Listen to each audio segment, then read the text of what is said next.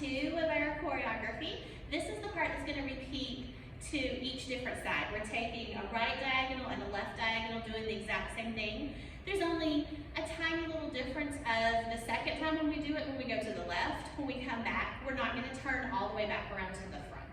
So what happens in this part 2 is that we walk to our diagonal with a cross step. So that means I step in front, and then I push the other foot out a little further and really bump that hip. I want it to be more about the bump than the stepping. So if you step too far, you can't move the hip.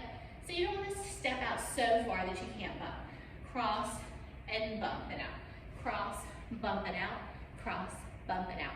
What our hands are going to do is just kind of lightly mimic that going to the side that the hip is bumping on, but not so much that it causes a distraction to the hips.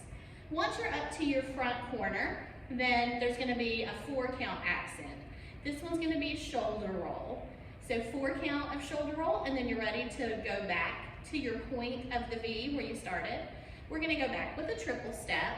So we're stepping right, left, right, left, right, left, right, left, right, left, right, left. And what I mean with that triple step is that middle step just kind of lightly touches down. You don't really shift weight until you get to that 3rd step of the triple step, and you really put your weight down on it so that you can go ahead and switch feet. So we went back with our triple step, and now we're going to do an accent with our chest circles. So we'll bring our hands down over our hip bones and do 2 counterclockwise chest circles, which would be a 4 count. 1, 2, 3, 4. Now we're going to shift into our hips and just do a very simple figure 8. It's going to actually be 2 full figure 8s, which take up an 8 count. And then our final 8 count has to do with our turning hip circle.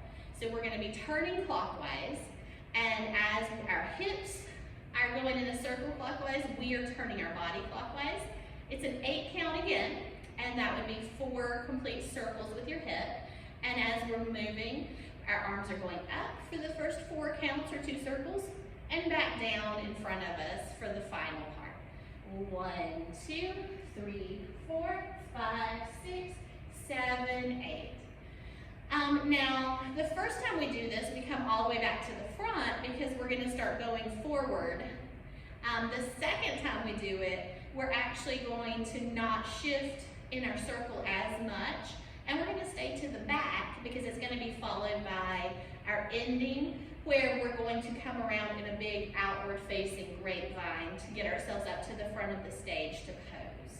So first time you do turn all the way around. The second time you do this sequence, you stay to the back. So let's look at what each of those parts looks like in their spots in the music.